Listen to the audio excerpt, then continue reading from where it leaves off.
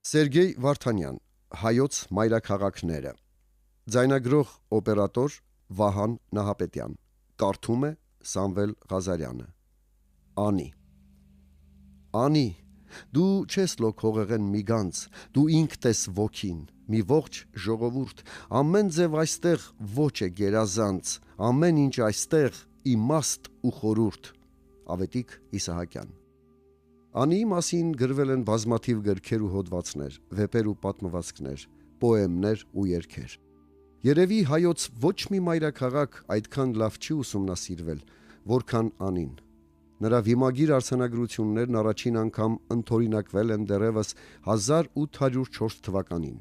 Բայց գտնվելով Թուրքիայի տիրապետության սահմաններում, Անի այցելելն այնքան էլ անվտանգ չէր, եւ այս հանգամանքը մեծապես խոչընդոտել է նրա ուսումնասիրությանը։ Ինչպես Լեոն է պատկերավոր ասել. Անին նման էր հեքիաթների կախարդական ամրոցներին, որոնց մեջ հրաշքներ կան, բայց որոնք վիշապների ու այլ հրեշների ձեռքին են գտնվում։ Ենթադրվում է, որ Պուշկինը Էրզրում կատարած ճանապարհորդության ընթացքում Անիում գծանկարել է մի քանի կոթողներ։ 1830-ին գրավոր աղբյուրների հիման վրա Մինաս Բժշկյանը գրում է Անիի պատմությունը։ 6 տարի անց լքյալ քաղաքն է այցելում անգլիացի Հեմիլթոնը, իսկ հաջորդ տարվա գարնանը գերմանացի նշանավոր գիտնական բուսաբան Կոխը։ Համարյա նույն օրերին Անիի ավերակներում է լինում մեկ ուրիշ անգլիացի Էբբոթը, իսկ ձմեռնամուտին նրա հայրենակից Ուիլբրեհեմը։ Անին ոչ ոքի անտարբեր չէր թողնում, եւ Ուիլբրեհեմը իր ուղեգրության մեջ գրում է. այս անապատացած քաղաքի տեսքից սրտիս մելամաղձոտ տխրություն է իջնում։ Նրա լքված եկեղեցիները հիշեցնում են, որ այստեղ մի հզոր քրիստոնյա ազգ է ընկած Ասիայի ամենաանգութ բարբարոսների եւ քրիստոնեության անհաշտ թշնամիների բազմիցս կրկնված հարվածների տակ։ Բաբելոնի անկերպարանք հողաբլուրները մեռելների կմախքներ են թվում, իսկ այս ամայացած եւ դեռ կանգուն քաղաքը կարծես նոր անշնչացած դիակ է, որի մեջ դեռ կենթանության նշույլներ կան։ Ֆրանսիական կառավարությունը 1838 թվականին Անի է ուղարկում լեզվաբան Էոժեն Բոբեին։ 7 օր անմարդաբնակ քաղաքում մնալով նա ուսումնասիրում եւ մի շարք արձանագրություններ է արտագրում։ Անին մի զարմանալի կարողություն ուներ։ Նա բանաստեղծ էր դարձնում բոլոր նրանց, ովքեր գեթ մեկ անգամ տեսնում էին իրեն։ Եվ ահա ֆրանսիացի հռչակավոր լեզվաբանը եւս ընկնում է քնարական խոհերի գիրկը։ Մեծ բաղձանքով մտանք Անիի հյուսիսային ավագ դռնով, որ բացված էր կարծես մի տոնական օրվա համար, որպեսզի ուրախ քաղաքացիների բազմությունը դուրս գա։ Նրա ներքին մասը մեզ թափուր թված, ինչպես կողոպտված գերեզմանը։ Եկվորն այս ավերակների մեջ միայնակ թափառելով եւ ամեն քարից հարցուփորձ անելով այդ տեղի եւ նրանում մի ժամանակ ապրած ազգի հիշատակներն իմանալու համար տխրությամբ է համակվում, երբ տեսնում է, թե մարդը ինչ ավերածություններ եւ անգթություններ է գործադրել իր եղբայր մարդու վրա, որի հետ պարտավոր եւ արժանի է, որ ապրեր խաղաղության եւ հաջողության մեջ։ Հաջորդ տարի եւս 1839-ին ֆրանսիական կառավարությունը Անի ուղարկեց նոր հետազոտող, ճարտարապետ Տեքսիեին, որն իր երկու օգնականների հետ ընդամենը 4 օրում գծագրեց մի շարք հուշարձաններ։ Այնուհետև 1841-ին մի շարք արձանագրություններ է ընդօրինակում Գևորգ Վարդապետը, իսկ 4 տարի անց մխիթարյան միաբաններից Ներսես Սարգիսյանը։ Այդ նույն շրջանում Անիի տեղագրական հատակագիծը կազմեց եւ մի շարք հուշարձաններ նկարեց ու 10 արձանագրություններ պատճենահանեց Դորպատի համալսարանի պրոֆեսոր Աբիխը։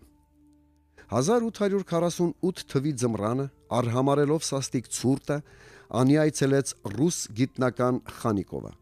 Հաջորդ տարի 6 շաբաթ Անիում մնալով նկարիչ Քեստները իր հետ Թիֆլիս տարավ 65 նկար ու 42 արձանագրություն եւ մի շքեղ ալբոմ հրատարակեց։ Իսկ նրա հավաքած նյութերի հիման վրա ակադեմիկոս Բրոսեն Անիի մասին ուսումնասիրություն գրեց։ Անին Ռուսաստանին անցնելուց հետո 1878 թվական նրա այցելուների թիվը բազմապատկվեց։ Ռուսական բանակի լուսանկարիչ Քյուրքչյանը պատերազմի տարիներին այս հեքիաթային քաղաքը տեսնելով ուխտում է անպայման լուսանկարել։ 1879 թվականին 5 ամիս Անիում ապրելով եւ նյութական զրկանքներ կրելով նա լուսանկարում է բազմաթիվ հուշարձաններ։ Ցավոք, նրան հաջողվում է հրատարակել իր կազմած ժողովածուի միայն առաջին հատորը՝ շուրջ 40 նկար։ Հետագայում նրա գործը շարունակեց դերասան Արամ Վրույրը, որը որդու Արտաշեսի հետ լուսանկարեց համարյա բոլոր կառույցները։ Անիի պատմության լուսաբանման համար անգնահատելի են Ղևոնդ Ալիշանի ուսումնասիրությունները, որոնցում նա իմի է հավաքել քաղաքի մասին տարբեր դարերի ձեռագրերում հանդիպող հիշատակումներն ու վկայությունները։ Համառոտակի այսպիսի նախապատմություն ուներ Անիի ուսումնասիրությունը, երբ 1892 թվականին երիտասարդ գիտնական Նիկողայոս Մարը սկսեց քաղաքի պեղումները։ Սակայն մեկ տարի անց ընդհատվելով պեղումները վերսկսվեցին 1904-ին եւ շարունակվեցին մինչև 1917 թվականը։ Դրանք անց էին կացվում Ռուսաստանի կայսերական գիտությունների ակադեմիայի հնագիտական հանձնաժողովի հանձնարարությամբ, իսկ նյութական միջոցներն ապահովում էին արքայական հնագիտական ընկերությունը, Պետերբուրգի հայկական եկեղեցական խորհուրդը եւ հայ մեծահարուստները։ Անիի ուսումնասիրությունը ժամանակին այնքան լայն արձագանք էր գտել հայ իրականության մեջ, որ այնտեղ աշխատող գիտնականներին օգնել եւ աջակից են եղել հայ հասարակայնության բոլոր խավերը։ Թե որքան մեծ է եղել առ Անին եղած հետաքրքրությունը, վկայում է թեկուզեվային, որ միայն վաճառված տոմսերից դատելով 1908-ից 1910 թվականները Անիի թանգարան տարեկան այցելել են 2000 մարդ։ Թանգարանն ուներ իր հրատարակչությունը, որը տպագրում էր անվո շարք եւ անվո հնություններ մատենաշարերը, պեղումների հաշվետվությունները, քաղաքի պատմությանը նվիրված գիտական հոդվածներ, գտնված առարկաների ցուցակները, Անիի հուշարձանները պատկերող բացիկներ եւ այլն։ 1917 թվականին Անիում հնագիտական ինստիտուտ ստեղծելու կապակցությամբ որոշվեց Անիի արխիվը Պետրոգրադից վերադարձնել, բայց այն ճանապարհին անհետացավ։ Տարբեր տարիներին Նիկողայոս Մարի հետ պեղումներին մասնակցել են բազմաթիվ հայ գիտնականներ, այդ թվում Հովսեփ Օրբելին, Թորոս Թորամանյանը, Նիկողայոս Ադոնցը, Գրիգոր Ղափանցյանը, Աշխարհբեկ Քալանթարը եւ ուրիշներ։ Առաջին համաշխարհային պատերազմի հետևանքով Անիի ուսումնասիրությունը ընդհատվում է, այդպես էլ դեռ շատ բան թաքցնելով քաղաքի ավերակներում։ Ընկնելով թուրքերի ձեռքը կորստյան են մատնվում նաև հայտնաբերված հսկայականակ նյութերը, որոնք պահպանվում էին տեղում ստեղծված թանգարանում։ Այդ ցուցանմուշների միայն մի փոքր մասն է Քալանթարին եւ Օրբելուն հաջողվում փրկել եւ տեղափոխել։ Անիի պատմության պերճախոս վկաները ոչ միայն պահպանված նյութական արժեքներն են, այլև այն ձեռագիր մատյանները, որոնք մեզ են հասցնում այդ տիեզերահռչակ քաղաքի պատմության դրվագները։ Նրա մասին հիշատակում են Եղիշեն ու Ղազար Փարպեցին, Հովանես Դրաստանակերտցին ու Ստեփանոս Ասողիկը, Արիստակես Լաստիվերցին ու Մատթեոս Ուրհայեցին, Սմբատ Սպարապետն ու Սամուել Անեցին, Կիրակոս Գանձակեցին ու Ստեփանոս Օրբելյանը, Մխիթար Անեցին ու Մխիթար Այրիվանեցին ու շատ ուրիշներ։ Անիի մասին վկայություններ կան նաև բյուզանդական, վրացական, պարսկական, արաբական եւ թուրքական պատմիչների մոտ։ Իսկ 13-րդ դարից սկսած նրա մասին տեղեկություններ են հաղորդում նաև արևմտաեվրոպական ուղեգիրներն ու ճանապարհորդները։ Պահպանվել են ավելի ուշ շրջանի, հատկապես 18-19-րդ դարերի հարյուրավոր նկարագրություններ։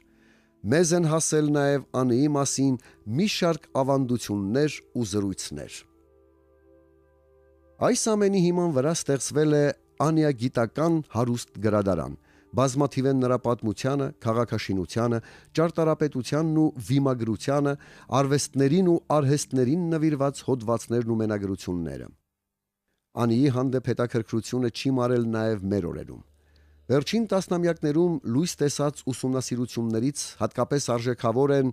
Տոկարսկու, Խալփախչյանի, Յակոբսոնի, Հարությունյանի եւ ուրիշների գրքերը։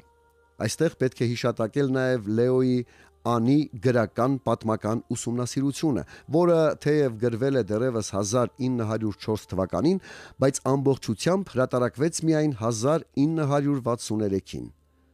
Անիա գիտական գրադարանը հարստացավ Թադևոս Հակոբյանի Անիի պատմություն երկհատորանոց աշխատասիրությամբ, որում իմի են բերված եւ գիտական վերլուծության ենթարկված Անիի մասին հարյուրավոր վիմագիր եւ ձեռագիր նյութեր։ Անին գտնվում է Շիրակում, ներկայիս Հայաստանի Հանրապետության Անիի շրջանի Խարկով գյուղի դեմ դիմաց, Ախուրյանի աչափին։ Քաղաքը 3 կողմից խոր ձորերով առանձնացված եռանկյունաձև մի սարահարթ էր, որը հյուսիս-արևելքից դեպի հարավ-արևմուտք ուներ շուրջ 1 կիլոմետր երկարություն, իսկ ամենաընթարցակ մասում 500-ից 600 մետր լայնք։ Անիի մայր գետը Ախուրյանն էր, որ հոսում էր խիստ դժվարամաճ ձորով եւ հարավից անառիկ դարձնում մայրաքաղաքը։ Հյուսիս-արևելյան մասում Աչից Ախուրյանին էր միանում փոքրիկ գայլ գետը, որի պատճառով էլ ձորը կոչվում էր Գլիձոր, Գելիձոր, Գայլիձոր։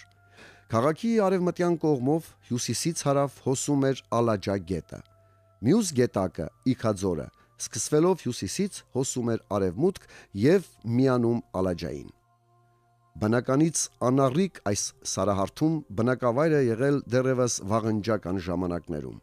Այդ են ապացուցում նաև Անիի տարածքում պահպանված կիկլոպյան շինությունների մնացորդները։ Դրանք տեսել եւ նկարագրել են ակադեմիկոս Աբիխը 1844 թվական, Բանասեր Կոնիբերը 1888 թվական, այնուհետև Լինչը եւ ուրիշներ։ Քաղաքից 5-ից 6 կիլոմետր հեռավորության վրա եւս կան կիկլոպյան ամրոցի լավ պահպանված հետքեր, որոնք նկարագրել է Թորոս Թորամանյանը։ Անիի շրջակա ձորերում եղած քարանձավները եւս մարդկանց կացարան են ծառայել անհիշելի ժամանակներում։ Նրանցից մեկում գտնվել է մեր թվարկությունից առաջ երկրորդ հազարամյակի բրոնզե ապարանջան։ Պեղումներն ի հայտ են բերել նաև նոր քարեդարյան սև փայլով խեցեղեն։ Իսկ մեր թվարկությունից առաջ 8-ից 7-րդ դարերով թվագրվող նյութական մշակույթի մնացորդներ են հայտնաբերվել քաղաքի մերձակա ընդարձակ գերեզմանոցում։ Եվ վերջապես հելենիստական շրջանի դրամները վկայում են, որ այս բնակավայրը անընդմեջ իր գոյությունը պահպանել է երկար դարեր։ Իսկ Անիի ավելի ուշ շրջանի պատմությունն այսպիսին է։ Շիրակ գավառը, որտեղ գտնվում էր Անին, կամսարական նախարարական տանն էր տրվել 321 թվականին հայոց Տրթատ 3-րդ թագավորի կողմից։ Կամսարականների հայրենական կալվածքը կամ ոստանը հնուց ի վեր գտնվում էր Արշարունիքում, Արտագերսում, որին հավանաբար Անին փոխարինեց 4-րդ դարի վերջերին։ Անին հայ պատմիչներից առաջինը հիշատակում է Եղիշեն։ 450-51 թվականներին Գառնիի Արտագերսի հետ այն պարսիկներից ազատագրում է Վարդան Մամիկոնյանը։ Դեռ այն ժամանակ Անի ամրոցն ուներ Իրավանը։ Երկրորդ հիշատակությունը կապված 481-84 թվականների Վահան Մամիկոնյանի գլխավորած ազատագրական պատերազմի հետ պատկանում է Ղազար Փարպեցուն։ Այն բլուրը, որի վրա հետագայում քաղաքի միջնաբերդն էր, դեռ կամսարականների օրոք պարսպապատված էր եւ նրանց իշխանանիստ ամրոցն էր։ Այստեղ, բացի պալատից, 7-րդ դարում կառուցվել է նաև մի եկեղեցի, որը Աբիխը անվանել է Անիի թանկագին ակը։ Կամսարականները շինարարություն են ծավալել նաև ամրոցին կից ավանում, հատկապես արժեքավոր է 7-8-րդ դարերին պատկանող, այսպես կոչված նռերով եկեղեցին։ Արաբների դեմ բռնկված 773-75 թվի ապստամբություններից հետո կամսարականները հեռանում են Բյուզանդիա, իսկ նրանց տիրույթներն անցնում են Բագրատունիներին։ Բագրատունիների թագավորության հաստատումից հետո 885 թվական Անին երկրի կարևորագույն բերդերից էր, ուր հատկապես Սմբատ առաջինի ժամանակ պահպանվում էր արքունի գանձերի մի մասը։ Բագրատունիները կարճ ժամանակաշրջանում 3 մայրաքաղաք փոխելուց հետո վերջնականապես հաստատվեցին Անիում։ 961 թվականին Աշոտ ողորմածը հանդիսավոր պայմաններում Անիում օծվում է հայոց թագավոր Շահնշահ։ Թագադրման ճոխ արարողությանը ներկա էին Աղվանից աշխարհի Փիլիպոս թագավորը, Հովանես կաթողիկոսը 40 եպիսկոպոսներով եւ շատ ուրիշներ։ Մատթեոս Ուրհայեցին գրում է. նույն օրը տեղի ունեցավ նրա 100,000-անոց սպառազեն ընտիր քաջամարտիկ եւ կորովի զինվորների զորահանդեսը։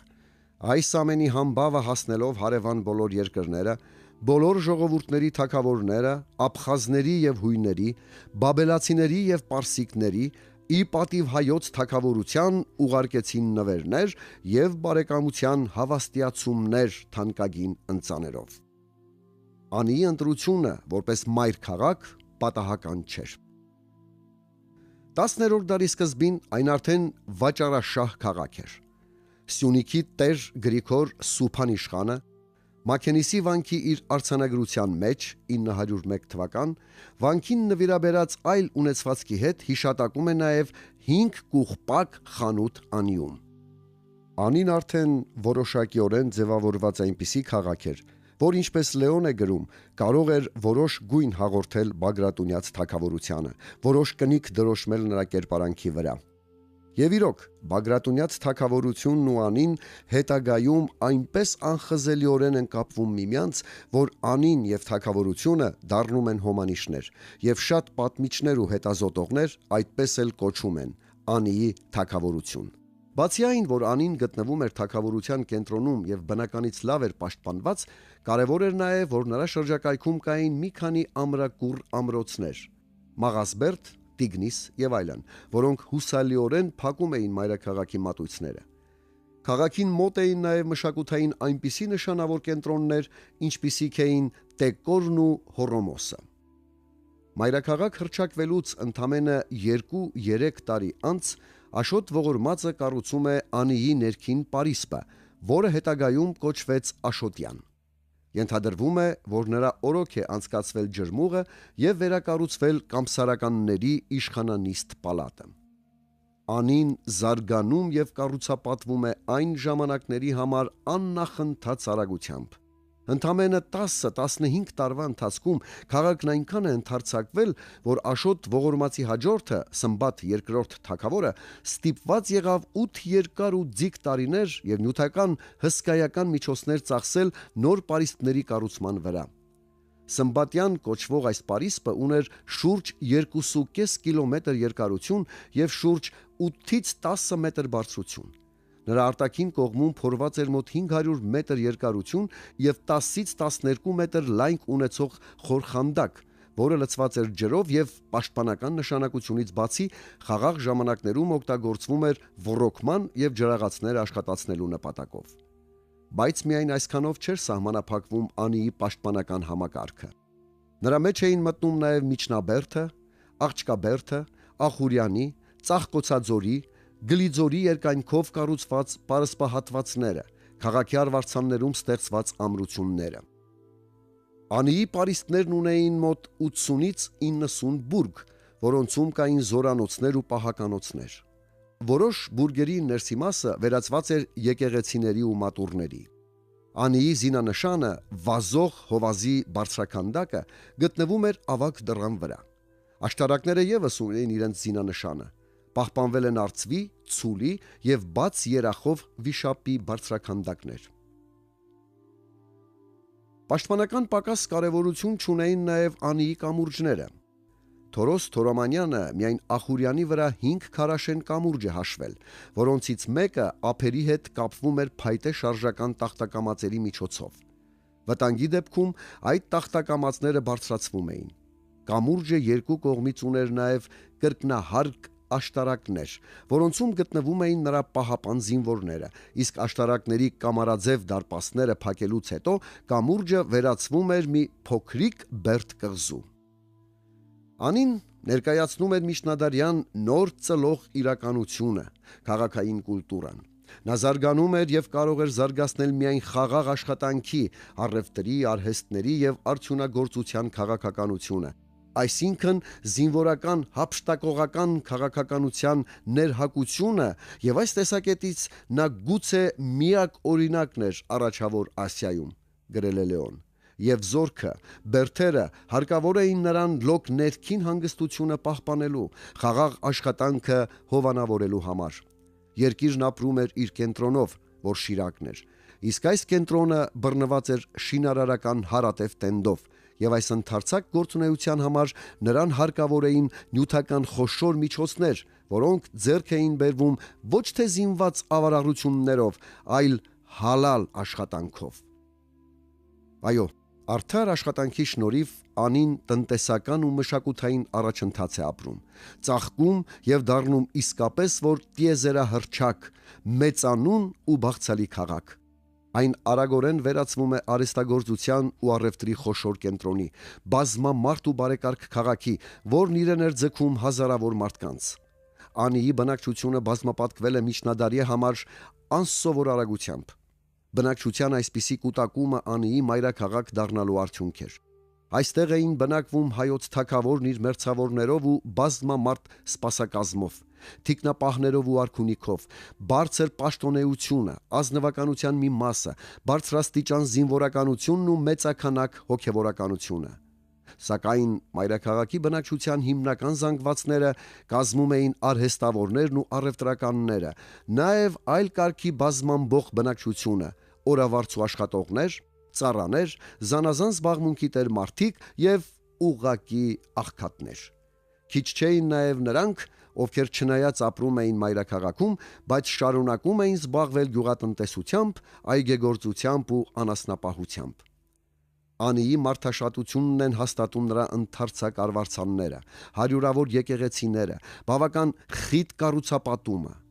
Ըստ հայ եւ օտար պատմիչների քաղաքն ուներ ավելի քան 100,000 բնակիչ։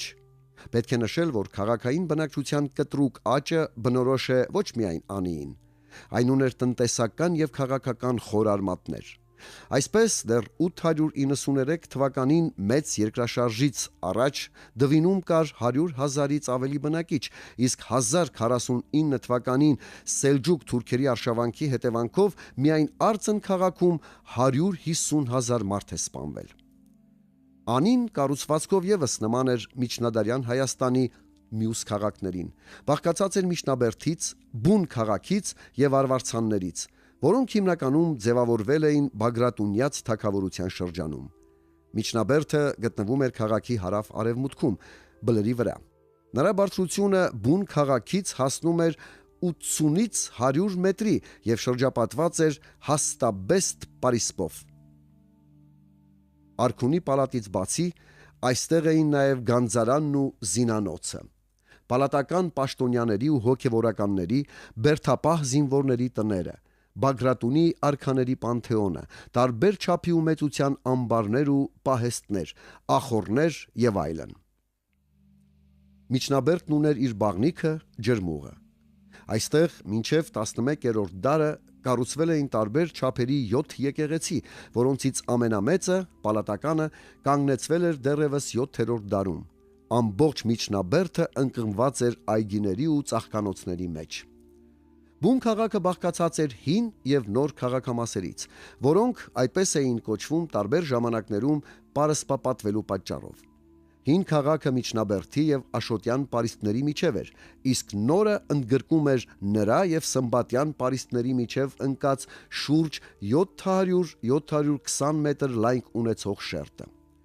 Իսկ արվարձաններից ամենաընդարձակը գտնվում էր սմբատյան պարսպի խանդակի մոտ տարածվող սարահարթի վրա։ Պարիսպներից դուրս գտնվող այս արվարձանի մասին Թորոս Թորամանյանը գրում է. ամբողջ դաշտավայրը շնորհիվ խրամները լցնելու համար այստեղ են անցնող վտակի պարգևած առատ ջրերու, ծածկված է եղեր ծառաստաններով ու մրգաստաններով, որոնց մեջ կղզիացած են եղեր առանձին թաղամասեր կամ արվարձաններ, իրար մե 1-200 քայլ հեռավորության վրա։ Նույնիսկ այստեղ կարելի է զանազանել առանցին անհատական սեփականություններ իրենց բնակարաններով, պարտեզներով, եկեղեցիներով ու գերեզմանոցներով։ Հարավի արվարձանը, որը գտնվում էր Միջնաբերդի ու Աղջկաբերդի դիմաց, 1-2 կիլոմետր ձգվում էր Ախուրյանի ձախափով։ Այստեղ եւս պահպանվել են տների, եկեղեցիների ու գերեզմանոցների հետքեր։ Նրա բնակիչները քաղաքի հետ հաղորդակցվում էին Ախուրյանի վրա կառուցված կամուրջներով։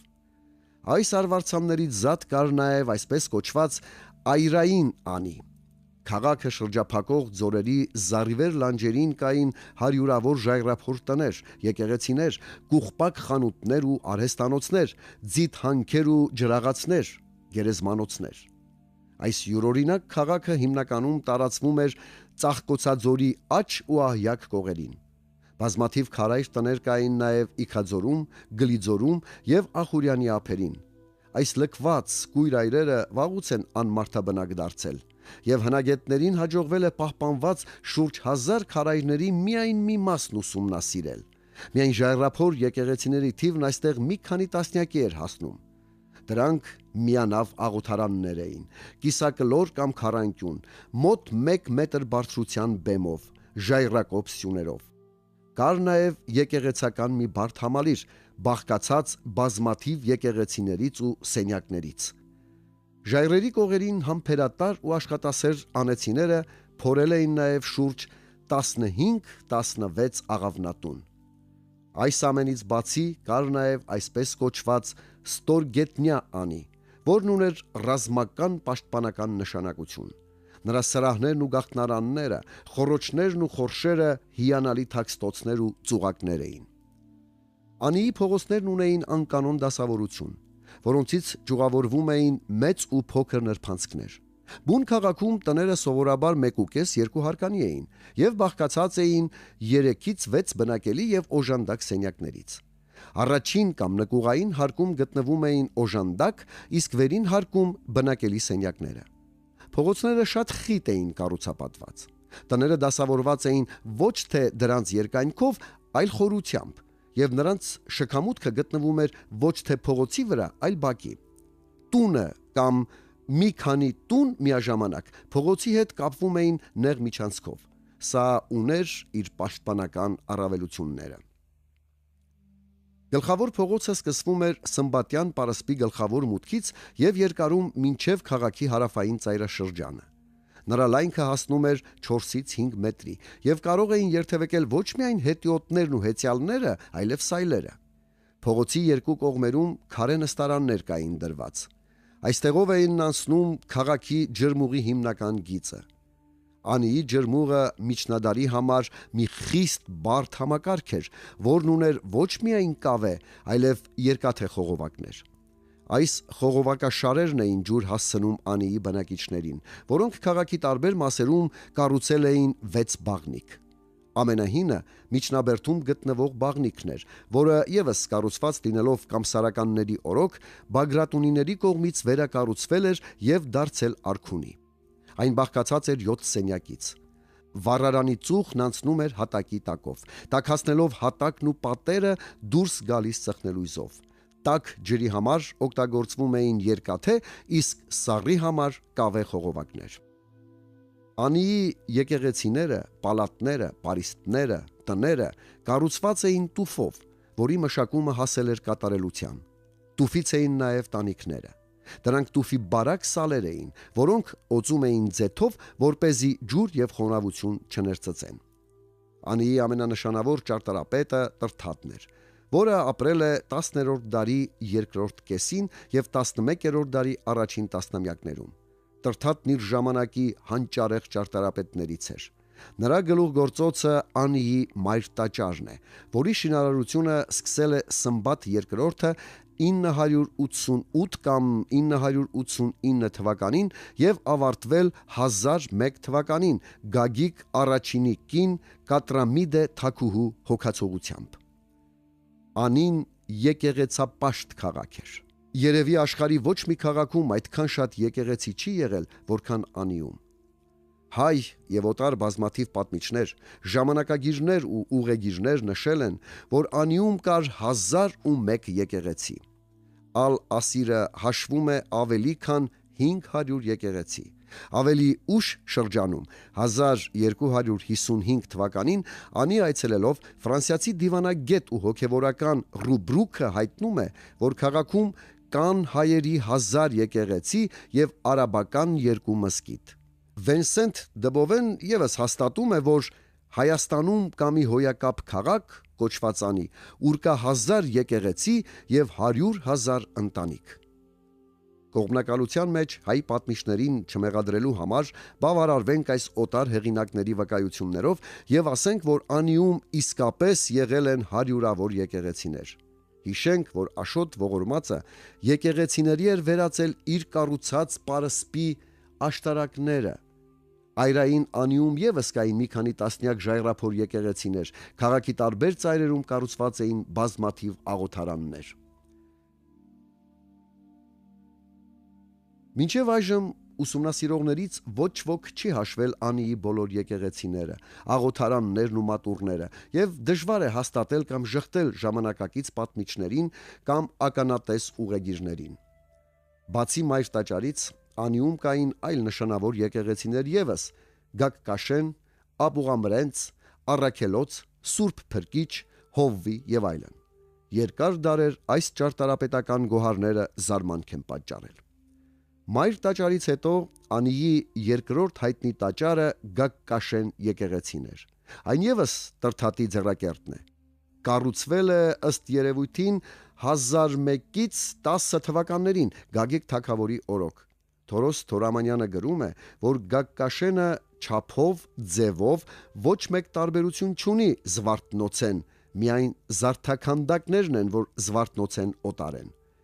Գագկաշենը Զվարթնոցի նման ուներ 48 մետր բարձրություն եւ 37.5 մետր տրամագիծ։ Իհարկե, այն Զվարթնոցի կրկնությունն ու պատճենը չէր, այս երկու տաճարներին միացնում է ավելի մեծ ընդհանրություն, երկուսն էլ կառուցել են հանճարեղ ճարտարապետներ ու շինարարներ։ Գագկաշենի պեղման ժամանակ հայտնաբերվել է Գագիկ առաջինի 2 մետր 26 սանտիմետր բարձրության քարակերտ արձանը, որն իր ձեռքում ուներ տաճարի մանրակերտը։ Առաքելոց եկեղեցին եւս Անիի զարդերից է։ Այն ըստ երևույթին կառուցվել է 10-րդ դարի վերջին եւ 11-րդ դարի սկզբին։ Անի այցելած ճանապարհորդներից մեկը Անդրեևը 1897 թվականին նրա մասին գրել է. «Զարմանքից ես աղ քաշեցի։ Այդպիսի շքեղություն, այդպիսի պերճություն ու նրբագեղություն Անիի ավերակներից ոչ մեկը չունի։ Նկարչի վրձինը պետք, որպեսզի նկարի գեղարվեստական սյուները, վաղուց խաչաձևված կամարները, կամարաձև շքեղ առաստաղը եւ անհամեմատելի, անզուգական զարդաքանդակը։ Իմ ուժերից վեր է նկարագրել այդ ավերակի զմայլելի պատկերը»։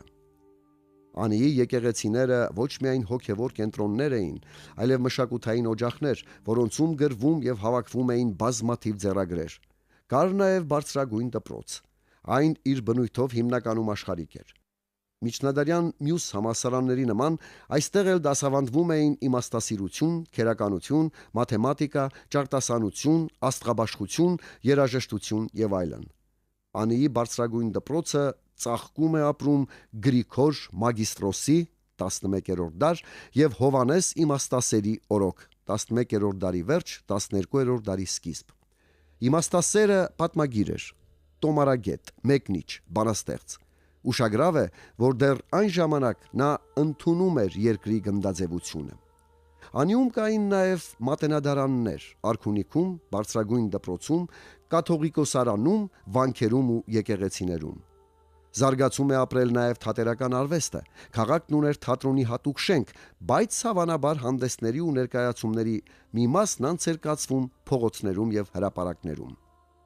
922 թվականից հաստատված երկարատև խաղաղությունը մեծապես նպաստեց երկրի տնտեսական առաջադիմությանը, ներքին ու արտաքին առևտրի ծավալմանը։ Տեղական եւ ներմուծվող հումքի շնորհիվ բարձր զարգացման հասան նաեւ արհեստները։ 10-րդ դարում Անիում արհեստների թիվը հասնում էր 40-ի։ Տարածված էին զինագործությունն ու դարբնությունը, արծաթագործությունն ու ոսկերչությունը, ջուլհակությունը, գորգագործությունն ու ասեղնագործությունը, շինարարության հետ առնչվող մի շարք արհեստներ, քարտաշություն, փայտագործություն, որմնադրություն եւ այլն։ Զարգացած էին նաև կաշեգործությունը, պայտարությունը, համետագործությունը։ Գրչության կենտրոն լինելով այստեղ ծաղկում էին բազմաթիվ այլ արհեստներ՝ մագաղաթ եւ թուղթ պատրաստելուց մինչև կազմարարություն։ Անին մայր քաղաք էր, որտեղ ոչ միայն արքունիքներ, այլև հավաքվել էին բազմաթիվ ազնվականներ ու մեծահարուստներ։ Բնականաբար, բարձր զարգացման են հասնում դերձակությունը, կոշկակարությունը, գդակագործությունը եւ արտ ու կապուստի հետ կապված բազմաթիվ այլ արհեստներ։ Անին նաև ապակեգործության քաղաք էր։ Այստեղ արտադրվում էին ոչ միայն գավաթներ, սրվակներ, բաժակներ, ափսեներ, այլև գունավոր նախշազարդ անոթներ ու բյուրեղապակյա իրեր։ Պեղումներից հայտնաբերված երկրագործական գործիքներն ու գութանի երկաթե խոփերը, բահերն ու բրիչները, գերանդիներն ու եղանները հաստատում են, որ քաղաքում երկրագործությունը տնտեսության կարևոր ճյուղերից էր։ Գյուղատնտեսական հումքով էին աշխատում Անիի ձիթհանքերն ու ջրաղացները։ Եկեղեցիները, պալատներն ու տները լուսավորելու համար Անիում օգտագործվում էր հսկայական քանակությամբ ձեթ։ Դա է պատճառը, որ Անիում կար շուրջ 20 ձիթհանք։ Անիում առևտուրը կազմակերպվում էր ըստ Բագրատունի թագավորների հրամանի, որով սահմանվում էին նաև չափ ու կշռի միավորներ։ Շուկաներում կային վերակացուներ, կրփիչներ, որոնք պարտավոր էին հսկել չափ ու կշռի վրա, կանխել խարդախությունը, դրամանենգությունը, որոնց համար սահմանված էին պատիժներ։ Կրփիչներն ըստ երևույթին ունեին նաև ֆինանսական եւ ոստիկանական պարտականություններ։ Առևտրում զեղծողները պատժվում էին որպես գողեր։ Շուկաների եւ խանութների տեղադրությունն ամենայն հավանականությամբ հաստատվում էին հատուկ հրահանգներով։ Շուկաներն ունեին ընդարձակ հրապարակ, ուր կանգ էին առնում վաճառվող անասուններն ու վաճառականների գրաստներն ու ուխտերի քարավանները։ Անին իբրև ժամանակի խոշորագույն քաղաքներից մեկը ունեցել է մի քանի շուկա։ Պեղումների ընթացքում գլխավոր փողոցում հայտնաբերվել է քարաշեն խանութների երկու շարք, որոնց մեջ կար բավական մեծ հրապարակ։ Ենթադրվում է, որ այդ էր Անիի գլխավոր շուկան։ Անիի վիմագիր արձանագրություններում բազմաթիվ հիշատակություններ կան խանութների մասին։ Դրանք սովորաբար կոչվում էին կուխպակ եւ նշանակում էին թե արհեստանոց, թե կրպակ։ Այս խանութների մի մասն ուներ ներքնահարկ եւ օժանդակ հարմարություններ։ Խանութների թիվն Անիում հարյուրների էր հասնում։ Իսկ ինչ դրամով էին այն ժամանակ առևտուր անում։ 10-ից 11-րդ դարերում Հայաստանում ամենատարածվածը բյուզանդական դրամներն էին։ Հայ պատմիչները, որպես դրամի միավոր, սովորաբար հիշատակում են դահեկանները։ Փողը միշտ էլ յուրատեսակ փորձաքար է եղել, եւ որոշ մարդիկ փորձում էին հարստանալ դրամանենգության միջոցով։ Կեղծ դրամ հատելու համար սահմանված էր խիստ պատիժ, կտրում էին զեղծարարի ձեռքը։ Միջնադարյան քաղաքների զարգացման հիմնական նախապայմաններից մեկը միջազգային առևտրի ծավալումն էր։ Բագրատունյաց Հայաստանում արտաքին եւ տարանցիկ առևտրի համար ստեղծվել էին բարենպաստ պայմաններ։ Անին միջազգային առևտրական ուղիների կարևոր հանգույց էր։ Հեռավոր երկրներից եկած վաճառականների համար քաղաքում կառուցված էին օթևաններ, հյուրանոցներ, օժանդակ հարմարություններ ունեցող խանապարներ, փնդուկներ կամ պանդոկներ, որոնց կից կային ախոռներ, կրպակներ եւ այլն։ Իջևանատներ էին ստեղծվում նաև Անի տանող քարավանային ճանապարհներին։ Վիմագիր արձանագրություններից հայտնի է, որ Զաքարյանների օրոք Անիում կար շուրջ 10-ից 15 հյուրանոց, որոնք պատկանում էին ազնվականներին ու մեծահարուստներին։ Անին առևտրական սերտ կապեր ուներ Չինաստանի ու Հնդկաստանի, Միջին Ասիայի ու Պարսկաստանի, արաբական երկրների ու Հյուսիսային Աֆրիկայի, ինչպես նաև Ղրիմի, Հարավային Ռուսաստանի եւ Արևմտյան Եվրոպայի հետ։ Չինաստանից օրինակ ներմուծվում էր ճենապակի, որի բազմաթիվ բեկորներ են հայտնաբերվել Բագրատունիների արքայական պալատի պեղումների ժամանակ։ Չինաստանը միաժամանակ մետաքսի խոշոր արտահանող էր։ Հայտնի է, որ Անիի մայր տաճարի թանկարժեք ջահը բերվել է Հնդկաստանից։ Արաբ հեղինակ Ալ-Իդրիսու վկայությամբ Միջին Ասիայից ներմուծվում էր կուղբի մորթի, իսկ Հայաստանից այնտեղ էին արտահանվում ընտիր գորգեր։ Ներմուծվող եւ արտահանվող ապրանքների տեսականին հարյուրների եւ նույնիսկ հազարների էր հասնում։ Բնականաբար, այսպիսի ծավալուն միջազգային առևտուր ունեցող քաղաքը պետք է որ ունենար իր մաքսատունը։ Ենթադրվում է, որ այն եղել է այսպես կոչված Մանուչեի մզկիթի նախկին շենքում կամ էլ Ախուրյանի կամրջի երկհարկ աշտարակում։ Այս առևտրական մաքսը արքունի գանձարանն էր համալրում եւ հայոց թագավորներին հնարավորություն տալիս հոյակերտ պալատներով ու տաճարներով զարդարել մայրաքաղաքը։ Անիի թագավորությունն իր հզորության գագաթնակետին հասավ Գագիկ առաջինի օրոք 990-ից 1020 թվականներ։ Այդ շրջանը ահա թե ինչպիսի ցնծությամբ է նկարագրում Արիստակես Լաստիվերցին։ Երկիրը ճանապարհորդների դեմ բացվում էր իբրև տնկախիտ, կանաչազարդ, տերևալից, պտղաբեր, գեղեցկաշուք ու երջանիկ մի դրախտ, քանզի իշխանները զվարթատես դեմքով բազմում էին գահին, իսկ նրանց առջևից գարնանաբեր երբնավառ ծաղկանոցների նման երգ ու զրույցների հանդեսներ էին միայն լինում, ուր փողերի ու ծնծղաների եւ այլ երկարվեստների ձայները մարդկանց սիրտն ու հոգին համակում էին ուրախությամբ ու բերկրանքով։ Այնտեղ նստում էին նաև ծերերը, պատվական ու փառահեղ ալիքներով զարդարված, իսկ մայրերը մանուկներին գիրկն առած մայրական գթով տոչորուն անհուն բերկրանքից մոռանալով երկունքի ցավերի տխուր ժամանակը աղավնիների նման իրենց նորափետուր ձագուկներով էին միշտ հրճվում։ Գագիկի մահից հետո սկսվեց երկպառակությունների եւ հայրենիքի անկախության ոգորումների շրջան։ Գագիկի որդիներից Աշոտը ձգտում էր տիրանալ ժառանգական կարգի համաձայն ավակ եղբորը Հովանես Սմբատին պատկանող գահին։ Այս վեճը սպառնում էր եղբայրասպան պատերազմների թատերաբեմի վերածել Հայաստանը։ Բայց կողմերը համաձայնության եկան եւ երկիրը մասնատվեց։ Անիում մնաց իշխելու Հովանես Սմբատը, Աշոտին բաժին հասան այլ գավառներ։ Ջլատված երկիրը շուտով հայտնվեց Բյուզանդիայի ուղղակի հարձակման վտանգի առաջ։ Բյուզանդիայի կողմից վրաց թագավոր Գեորգիի ապստամբության ճնշումը, որի հետ հավանաբար դաշնակցություն ուներ Հովանես Սմբատը, Վասպուրականի ու Տայքի կցումը Բյուզանդիային, արևելքից թշնամական ցեղերի ու էմիրությունների հարաճուն վտանգը սեղմել էին օղակը Բագրատունյաց թագավորության շուրջը։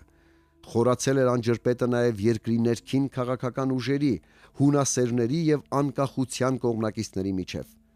Բագրատունյաց թագավորությունը ընկել էր քաղաքական խիստ անբարենպաստ վիճակի մեջ։ Վերջապես Բյուզանդիայի ճնշմամբ 1022-ի հունվարի սկզբին Տրապիզոնում հայոց Պետրոս կաթողիկոսը դավաճանական գործարք է կնքում մեծաքանակ զորքով այնտեղ գտնվող Վասիլ Բուլղարասպան կայսեր հետ, ըստ որի հայոց թագավորի մահից հետո անին պիտի ժառանգի Բյուզանդիան։ Հովանես Սմբատի թագավորության տարիները խաղաղ էին։ Միայն երբ 1040 թվին Դվինի ամիրա Աբուլ Ասվարը 150 հազարանոց բանակով ներխուժում է Տաշիր ձորագետ, անին վտանգվում է։ Դավիթ անհողինը Հովանես Սմբատից, Կապանի թագավորից եւ աբխազներից օգնական զորք ստանալով 5 օր ճակատամարտելով ջարդում եւ սրամերկ հալածում է թշնամուն։ 1041 թվականին մահանում է հայոց թագավորը եւ անիի վրա սրի պես կախվում է 1022 թվի այսպես կոչված կտակը։ Բյուզանդիան անհապաղ ժառանգորդի իր իրավունքն էր ներկայացնում։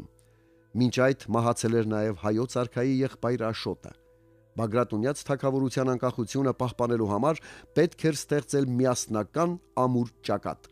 բայց երկրի ներսում խառնակ վիճակ էր։ Թափուր գահին տիրանալու նկրտումներ ուներ նաև Բագրատունի թագավորների խնամակալ Վեստ Սարգիսը։ Հափշտակելով արքունի գանձերը, դավաճանը փակվում է քաղաքի միջնաբերդում։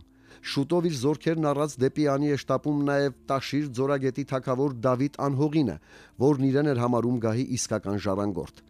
Իր ճանապարհին նա գրավում եւ ավերում է մի շարք բնակավայրեր, բայց հակահարված ստանալով ավար ու գերիներ առած վերադառնում է իր տիրույթները։ Ահա այսպիսի պայմաններում պետք էր չեզոքացնելով կենտրոնախույս ուժերի ոտնձգությունները փոքրաթիվ ուժերով ջախջախել Միխայիլ կայսեր հսկա բանակը։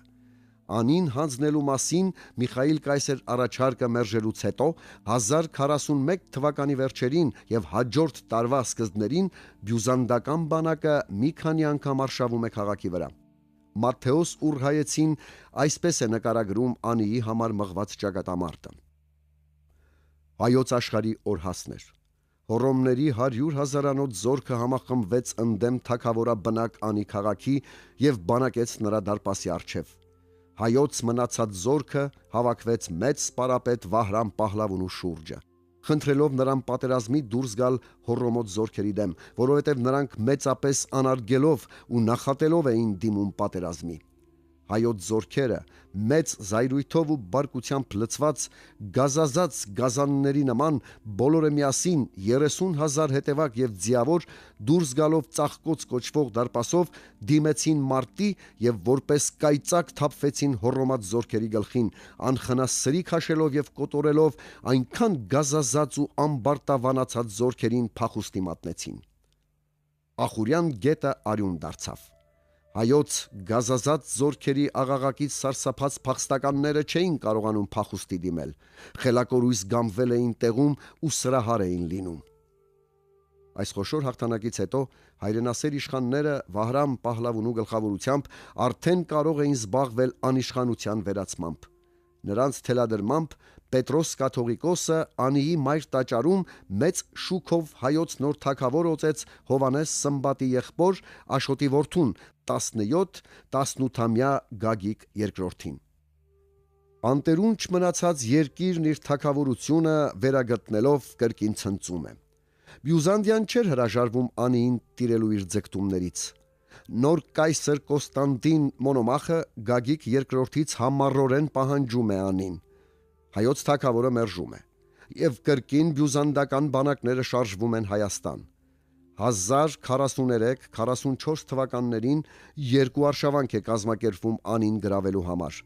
Այսպիսով բյուզանդական զորքը երկու անգամ Միխայիլի եւ երկու անգամ էլ Կոստանդին Մոնոմախի օրոք հարձակվում է Անիի վրա եւ 4 անգամ էլ չարաչար պարտվում։ Եվ Բյուզանդիան դիմում է իր փորձված զենքին, խորամանկությանն ու խաբեությանը։ Մոնոմախը շատ սիրալիր նամակ է գրում Գագիկին, հրավիրում բանակցությունների ու բարեկամության դաշնքնքելու։ Հունասեր իշխանների եւ պետական գործիչների համոզմամբ երկար տատանումներից հետո Գագիկը մեկնում է Կոստանդնուպոլիս։ Մոնոմախը ուխտադրժորեն, ինչպես դարեր առաջ արել էր մեկ ուրիշ նվաճող Պարսից Շապուհ արքան, արգելափակելով Արշակ թագավորին, այդպես էլ Մոնոմախը Պոլսում փաստորեն գերեվարում է Գագիկին եւ նրանից պահանջում հանձնել Անին, փոխարենը խոստանալով Մելիտինեն եւ շրջակա գավառները։ Հայոց թագավորը 30 օր ապարդյուն պայքարում է Անիի ճակատագրի համար, բայց շուտով Գրիգոր Մագիստրոսը Մոնոմախին է հանձնում Անիի 40 բանալիները եւ դավաճան իշխանների երթմնագիրը։ Գագիկին այլ բան չէր մնում, քան համաձայնել փոխանակել թագավորությունը Մոնոմախի խոստացած տիրույթների հետ։ Բայց այստեղ էլ Մոնոմախը իր խոսքը դրժելով Մելիտինեի փոխարեն հայոց թագավորին է տալիս Կալոն, Պեղատ ու Պիզու քաղաքները։ Անիում դեռևս անտեղյակ էին եղելությանը։ Գագիկին գահազրկելուց հետո Մոնոմախը 1044 թվականին մի հսկա բանակ է ուղարկում Անին գրավելու։ Ոտքի են ելնում մեծ թեմանուկ, զինվոր եւ հայոց զորքին միացած Անիի դարպասների մոտ ջարդում են բյուզանդացիներին։ Բայց շուտով մայրաքաղաք է հասնում գույժը, թե հայոց երիտասարդ թագավորը չի վերադառնալու։ Թե ինչպես ընդունվեց այդ լուրը, նկարագրում է Մատթեոս Ուրհայեցին։ Քաղաքի ամբողջ բնակչությունը հավաքվեց հայոց առաջին թագավորների գերեզմանոցում եւ այնտեղ ողբած հայ ժողովրդի անտերունչ դառնալը։ Բոլորն աղիողորմ ողբում էին եւ իրենց թագավորության գահը, իրենց թագավոր Գագիկին, ողբում էին Բագրատունյաց ամբողջ տոհմը եւ սոսկալի անեծքներ թափում Գագիկին դավանողների գլխին։ Չցանկանալով բյուզանդացիների իշխանությունը, հանեցիներից ոմանք առաջարկում են քաղաքը հանձնել վրաց թագավորին, ոմանք աբխազած, նույնիսկ Դվինի Ամիրային, որը խնամիացած էր Բագրատունիներին։ Անլուծելի է մնում այն հարցը, թե ինչու նշանավոր անեցիները գլխավոր քաղաքին ու հայ իշխանները այդ տեխնացուների շարքում չեն թվարկում Բագրատունի երկու այլ բավականին ուժեղ թագավորների՝ Տաշիր Ձորագետի Դավիթ Անհողինի եւ Բագրատունիների ավագ ներկայացուցիչ Կարսի Գագիկ թագավորի անունները, չէ՞ որ այդ միացումից ավելի կհզորանար թագավորությունը։ Ի վերջո Բյուզանդիան հասնում է իր նպատակին։ 1045 թվականին Անին առանց կռվի քաղաքացիների համաձայնությամբ հանձնվում է բյուզանդացիներին։ 160 տարի տևած Բագրատունյաց թագավորությունն ընկավ, բայց դրանից հետո 2 տասնամյակ իր անկախությունը պահպանեց Կարսի թագավորությունը, շուրջ 65 տարի Տաշիր ձորագետի և 125 տարի Սյունյաց թագավորությունը։ Բագրատունյաց թագավորությունը վերացնելով Բյուզանդիան ավելի ուժեղացրեց իր հայահալած քաղաքականությունը, որն արտահայտվում էր ծանր հարկերով, տնտեսական ճնշմամբ, կրոնադավաբանական խտրականությամբ, հայերի զանգվածային տեղահանություններով ու բռնագաղթերով։ Օրըստորե ահագնանում էր սելջուկ թուրքերի հարձակման վտանգը, եւ այս պայմաններում փոխանակ ավելացնելու Հայաստանի ռազմունակությունը Բյուզանդիան ընդհակառակը կազմալուծում է նրա մի քանի տասնյակ հազարի հասնող բանակը, որն իր հայրենիքի պաշտպանության համար կարող էր կռվել մինչև արյան վերջին կաթիլը։ Ստեղծված դրության մասին Արիստակես Լաստիվերցին այսպես է պատմում. Հեծելազորը շրջում է անտեր, որը Պարսկաստանում, որը Հունաստանում, որը Վրաստանում։